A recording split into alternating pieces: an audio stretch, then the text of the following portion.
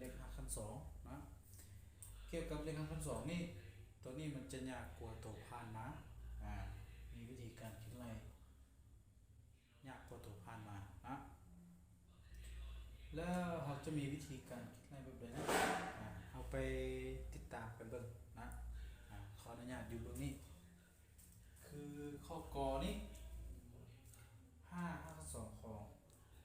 สาวบวกให้7 หักขั้นสองของ80บวกให้4 หักขั้นสองของ45วิธีการคิดไล่ของเราคือ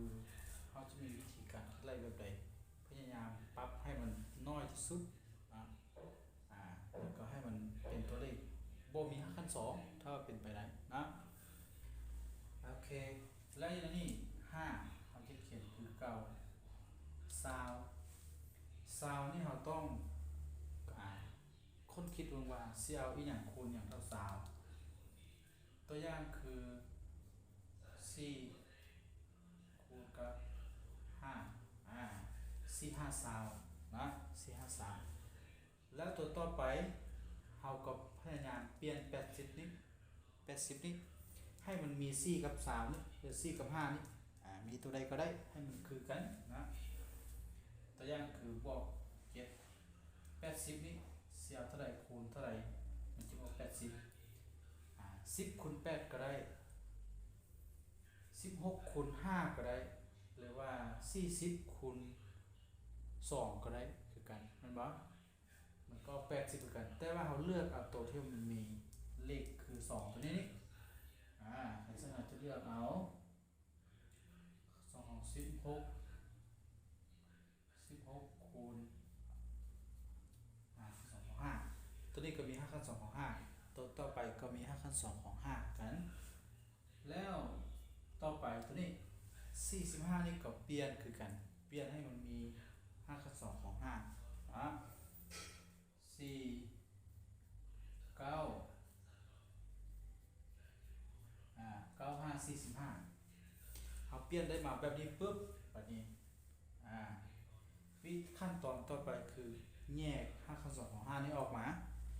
แยก5 ขั้น 2 ของ5ออกมาเป็นส่วนคูณตัวนี้เอาออกมานอกพี่5คูณ4 5 ขั้น 2 ของ4นี่เป็น2 5คูณ2บวก7 5 ขั้น 2 ของ16นี่เอาไล่ออกมา4จะเป็น7คูณ4ลบ4 5 ขั้น 2 ของ9 5 ขั้น 2 ของ9เอาไล่ออกมาเป็น3ก็จะเป็น4คูณ3ต่อไป5 ขั้น 2 ของ5เขียนคือ9ก่อนตัวนี้เป็น10บวกเติม4 7 38เป็น38ลบ7ยังเหลือ31เบิ่งว่าผิดพลาดประการใดเนาะสำหรับการคูณนี้10บวกเติม38จะเป็น38ลบ7ยังเหลือ31สุดท้ายของเราก็จะเหลือ31อันนี้คือคำตอบสุดท้ายนะครับเมื่อเราไล่มาสุดนี้5 ขั้น 2 ของ5นี่จะเอาออกบ่ได้แล้วเพราะมันถอน5มันจะเป็นเลขจุดมันจะเป็นเลขทวนเลขบ่งานนะต่อสนิทเลยต่อมา2 5 ขั้น 2 ของ8บวกให้9 5 ขั้น 2 ของ50บวกให้18เขียนคือ9คือจนกับพวกก2นี่เขียนคือ9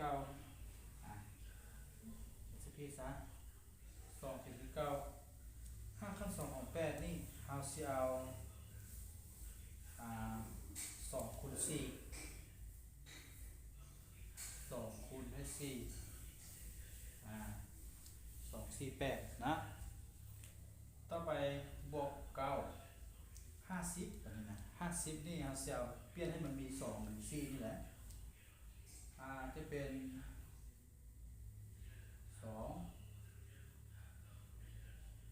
2คูณให้กับ25ซะ2คูณให้25 2 คูณ 25มันจะเป็น50นะ18แบบนี้นะ18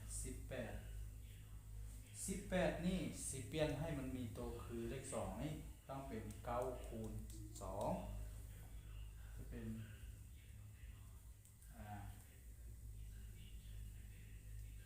9คูณ2หลังจากนั้นต่อไปคือเกาแยก5คูณ2ของ2ออกมาตัวนี้แยกออกมาเหลือ2คูณให้ตัวนี้5คูณ2ของ4จะเป็น2ล่ะบวก9 5คูณ2ของ25จะเป็น5จะเป็น5บวก5คูณ2ของ2ออกแล้วเหลือ5คูณ2ของ9 5คูณ2ของ9ของเราจะได้เท่าไหร่ได้3แบบนี้สุดท้ายจะเป็น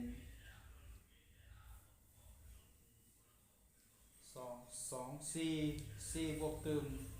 9 5 45เป็น49บวกตึม3เป็น52สุดท้ายคำตอบของเราจะเป็น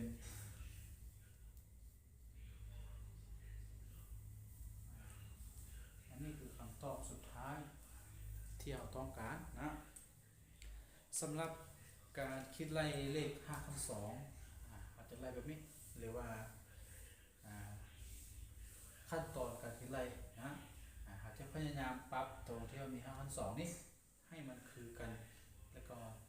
ฮอดเข้ากันยับเข้ากันโอเคสำหรับวิดีโอนี้ก็ลักษณะนี้นะ